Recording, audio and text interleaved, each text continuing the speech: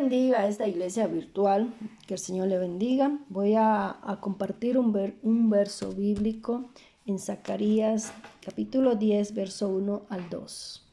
Dice así: Jehová redimirá a su pueblo. Pedid a Jehová lluvia en la estación tardía. Jehová hará relámpagos y os dará lluvia abundante y hierba verde en el campo a cada uno. Alabado sea el Señor. Esas son las promesas del Señor para con su pueblo. Vamos a continuar en la lectura. Título, recordemos que los dones del Espíritu. El siervo del Señor va a continuar leyendo. El don como trabajo de toda la vida, el don como una breve manifestación. En segundo lugar, con un don ministerial, cada aspecto del ministerio total constituye el don. Es como un atleta que corre la milla más rápido que nadie. Toda su vida se centra en correr la milla. De manera similar, para la persona que es un don ministerial para la iglesia, toda su vida se centra en ser un apóstol, profeta, evangelista, pastor o maestro. Pablo a menudo comparó el ministerio cristiano con las actividades de los atletas porque hay mucho paralelismo entre ambos en cuanto a la necesidad de entrenamiento, disciplina y dedicación. Un ministerio es un trabajo de toda una vida. Por otro lado, los 9 dones sobrenaturales son manifestaciones breves, espectaculares, brillantes, que captan la atención, los cuales se producen y se acaban. Por ejemplo, una declaración profetiza podría durar segundos o minutos y después se acaba. No es algo que se sigue todo el tiempo. Una palabra de sabiduría se produce en unos segundos. Un hombre de repente recibe una revelación que le lleva a hacer algo que no podría haber sabido hacer a través del entendimiento natural. Cuando se da el don de discernimiento de espíritus, puede que la persona vea repentinamente que hay un espíritu de orgullo o lujuria en alguien. El don espiritual es casi como un destello de luz o un trueno. Se produce y después se termina. Los dones sobrenaturales son manifestaciones breves, espectaculares que captan la atención. El carácter es esencial. El carácter no es un prerequisito. En tercer lugar, un don ministerial no se puede separar del carácter de una persona. Tiene que ser así debido a la naturaleza misma de los dones ministeriales. Es esencial para su desempeño. Por otro lado, con los dones espirituales, el carácter no tiene que estar necesariamente implicado. Pareciera que debería estarlo, pero no siempre es el caso. Es importante que aprendamos esto, o nos dirigiremos, si no, hacia una amarga decepción. A veces la fe de las personas llega a dañarse cuando conocen a alguien cuyo carácter parece no estar a la altura del don que se está ejercitando. Por ejemplo, si una persona es perezosa y irresponsable antes de recibir un don espiritual, es posible que siga siendo igual de perezosa y irresponsable después de recibir el don. Quizá se levante y profetice como los ángeles y sin embargo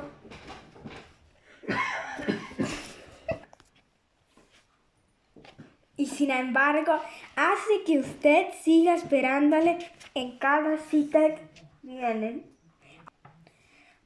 Aunque Pablo describió en Efesios 4:11, el mismo Cristo constituyó a unos apóstoles, también escribió en 1 Corintios 14:31, porque podéis profetizar todos uno por uno, para que todos aprendan y todos sean exhortados. Todos los creyentes pueden ejercitar el don espiritual de profecía. Sin embargo, Dios nunca dice que todos serán profetas.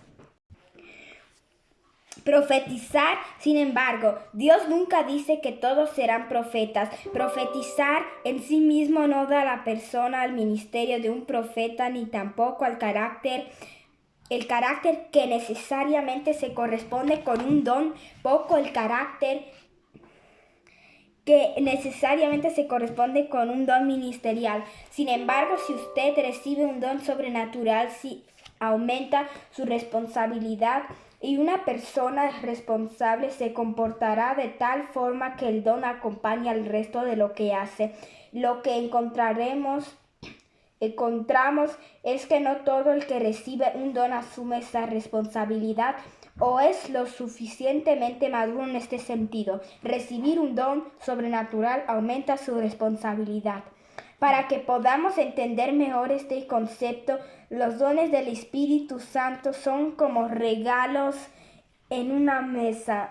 No se tarda mucho en poner un regalo en una mesa o en abrirlo. Son actos momentáneos. Una vez abrí un regalo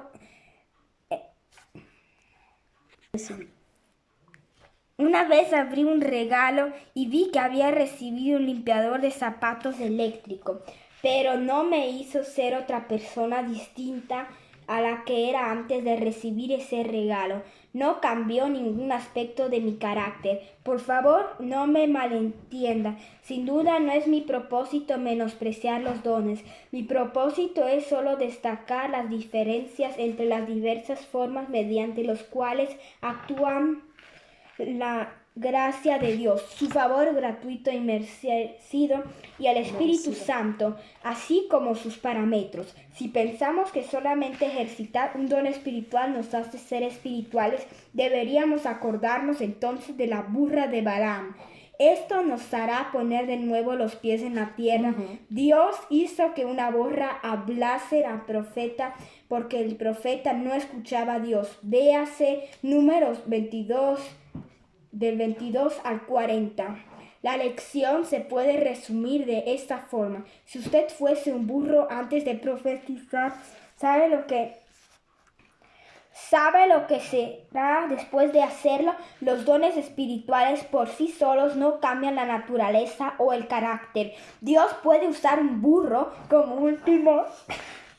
Escuchen bien lo que dice este párrafo aquí. Escuchen bien. Dios puede usar un burro. Continúa. Como último recurso. Otra vez, esto no es un menosprecio de los dones, pero debemos entender que son regalos. Los dones y el fruto del Espíritu. Otra forma de ver los dones y el carácter es entender que una cosa son los dones espirituales y otro el fruto espiritual. Vemos que hay también 9 formas del fruto del Espíritu, que hay 9 dones del Espíritu, y Gálatas 5, 22 al 23 revela que hay también 9 formas del fruto del Espíritu. Más el fruto del Espíritu es amor, gozo, paz, paciencia, benignidad, bondad, fe, mansedumbre, templanza. Muchos cristianos se pierden lo que Dios tiene para ellos en alguna medida al no ser capaces de hacer una distinción muy básica y lógica entre los dones y el fruto del Espíritu. Dije antes que los dones son como regalos en una mesa. También podemos decir que la diferencia entre los dones y el fruto es como la diferencia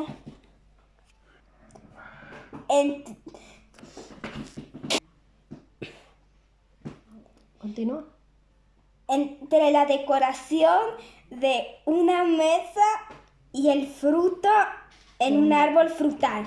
Poner una figurita un arreglo floral en el medio de la mesa. En la mesa toma un instante y esa figurita no es en realidad parte de la mesa.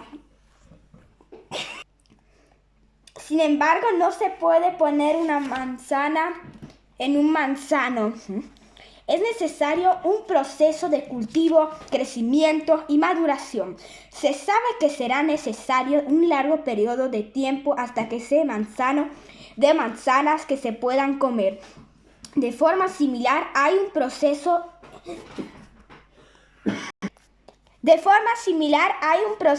intrínseco en el crecimiento del fruto espiritual. Se debe cultivar con trabajo, paciencia y destreza. Será absurdo esperar una manzana o una naranja totalmente formadas en un árbol. El apóstol Pablo escribió: el labrador, para participar de los frutos, debe trabajar primero. Segunda de Timoteo 2:6. 2:6. El El fruto no se produce sin trabajo. Creo que este es un hecho que a menudo pasamos por alto. Hablamos del fruto que crece espontáneamente sin esfuerzo. El fruto puede crecer por sí solo, pero en los mercados mundiales de hoy día usted no podría vender ningún tipo de fruto que sencillamente se hubiera dejado crecer por sí solo. Todo fruto necesita un cultivo muy cuidadoso y a menudo intensivo que conlleva tiempo y cuidado. De forma similar, nadie dará fruto espiritual perfecto si no lo cultiva. Deberíamos también ser conscientes de que un don del Espíritu no será tan eficaz como debería ser a menos que el fruto del Espíritu se cultive juntamente con él. Y ejercitar el don puede producir en un cambio en el carácter, aunque el recibirlo no lo produzca. En 1 Corintios 13:1 al 2, Pablo señaló que tener todos los dones del Espíritu sin amor de nada vale para la persona que los tiene. Sus frases son muy interesantes porque los dones aún pueden seguir siendo válidos para otros. Si yo tengo el don de sanidad y lo ejercito sin amor, no me beneficia en nada, pero puede beneficiar a la persona que recibe la sanidad. Oral Roberts contó un incidente acerca de esto que nunca he olvidado. Una mujer le estaba molestando después de una reunión, sobrepasando sus límites y persiguiéndole por todas partes. Él le dijo: la reunión se ha terminado. Yo no oro por las personas en privado. Ella se quedó ahí tanto tiempo que finalmente, en un arrebato de impaciencia, él extendió su mano y la tocó y fue sanada. Aunque ella fue sanada, él dijo: no recibí ninguna bendición por esto. No me reporto nada. El que ejercita el don no se beneficia de ello a menos que se ejercite en amor. Y yo he tenido experiencias similares a veces. Me han sorprendido los resultados considerando cómo me sentía. Dios es mayor que nosotros. Amén. Algunas personas dicen que no necesitan los dones porque dan fruto espiritual. La experiencia me ha enseñado a cuestionar cuánto fruto tienen las personas que hablan así. Supongamos que alguien dice: yo tengo amor, no necesito los dones. Esto es totalmente antibíblico porque la Biblia dice: seguid el amor y procurad los dones espirituales. 1 Corintios 14, versículo 1. Una de las evidencias de que estamos siguiendo el amor es que deseamos los dones espirituales. De hecho, los dones espirituales son las herramientas mediante las cuales actúa el amor. Los dones son los medios por los cuales se hace efectivo el amor. El amor sin los dones queda en gran parte impotente y frustrado. Estoy seguro de que el amor nunca llevará a un creyente a rehusar los dones de Dios. Mi respuesta a tal persona sería: ¿qué hará usted con todo su amor? ¿Cómo ayudará a la humanidad con ello? Necesita los dones para hacerlo. Imagina a una madre sentada junto a su hijo enfermo diciendo: cariño, te amo, pero me voy a quedar aquí sentada. No voy a comprobar tu temperatura, no te voy a dar medicina, no voy a llamar al doctor y ni siquiera voy a orar por ti, pero te amo. ¿Cuánto amor tiene realmente esta madre? Tiene amor de palabra, pero no de obra.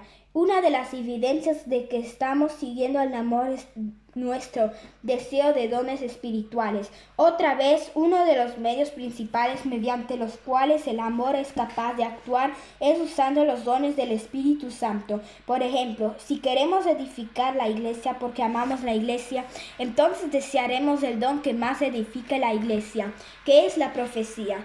Si amamos a los enfermos, desearemos los dones que mejor nos permitan ministrar a los enfermos, que son los dones de sanidades y el hacer milagros.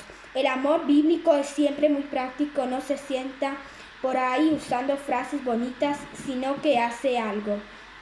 No debemos tener solo una cara. Necesitamos tanto los dones como el amor, necesitamos tanto los dones como el fruto, necesitamos tanto los dones espirituales como los dones ministeriales. Ninguno de ellos es sustituto de los otros. Lo necesitamos todos. Terminamos ahí y ya. Todos los creyentes tienen dones espirituales. Al seguir explorando la naturaleza de los dones espirituales, me gustaría tratar ciertas perspectivas que las personas tienen acerca de los dones espirituales, que son confusas y no bíblicas. La primera es que algunas personas creen que no está bien decir que los creyentes tienen dones espirituales, como si eso indicase orgullo. Sin embargo, una persona no tiene nada de que estar orgullosa cuando ha recibido un don. En primer lugar, como hemos visto, no le hace distinto a como era antes de recibirlo.